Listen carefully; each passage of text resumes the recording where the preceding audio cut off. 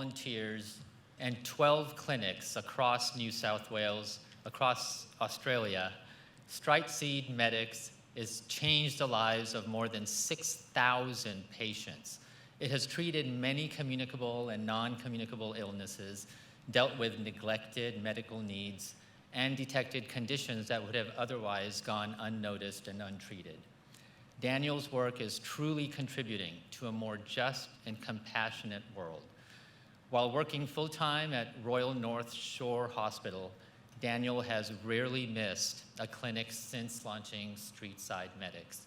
It gives me great pleasure to welcome to the stage our very first awardee from Australia and the recipient of the Spirituality Award, Dr. Daniel Nour.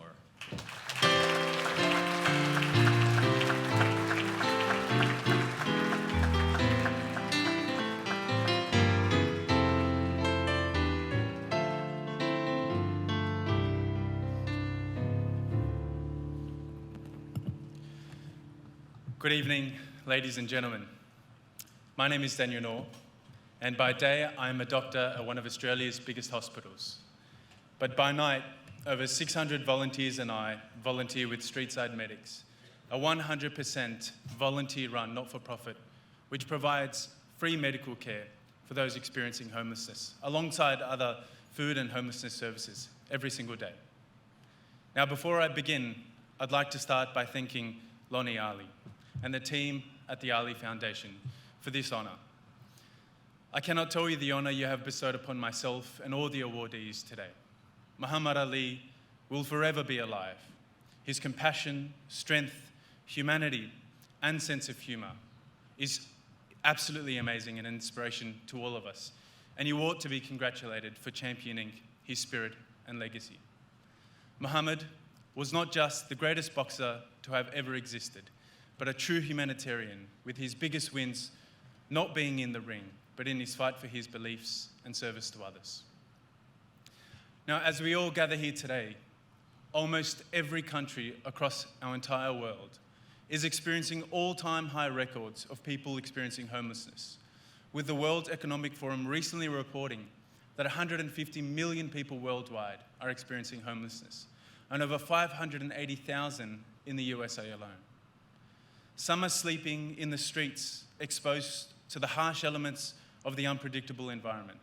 Some are single mothers, fleeing from domestic violence, sleeping in the back of their cars with their fearful children. Some are refugees, fleeing from war-torn countries or from unjust persecution.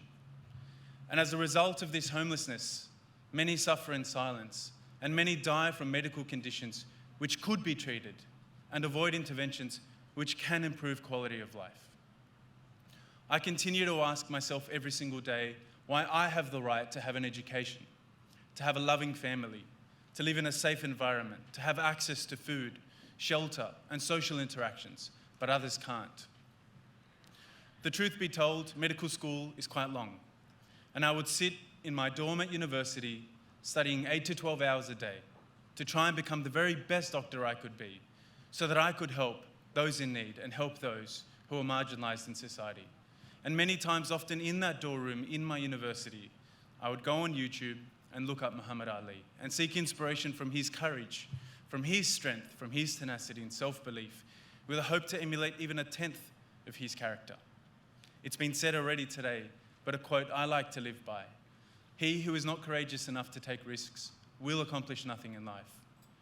I tell you all tonight, I possess no special characteristics, no special skills, or no great intellect. I am by no means special, but I dreamt and I continue to dream of a better world. And as a God-fearing man, I see it as my responsibility to do everything that I can to make that happen. Streetside Medics has and will continue to help thousands of people experiencing homelessness, and undoubtedly will change the lives of many. One of the most important steps to breaking the inevitable cycle to homelessness is to be as physically and mentally healthy as possible. To share a short story with you, I was once on a flight, and in the bathroom of that plane, I saw a sign. And that sign said, as courtesy to the passenger who will use the bathroom after you, if you can please leave the bathroom cleaner than how you found it.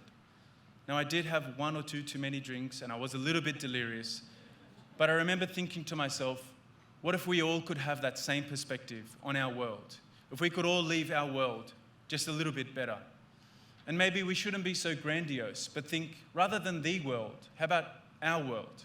And by our world, I mean your homes, your societies, your communities, your workplace. Much like Muhammad Ali taught us, service to others is the rent that you pay for your room here on earth.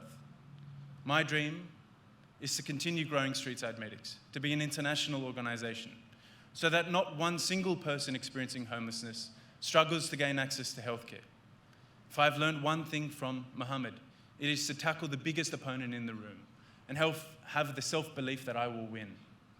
Often that biggest opponent is yourself and your own self-fear. So together, let's make Muhammad proud and make this world just that little bit better. Thank you.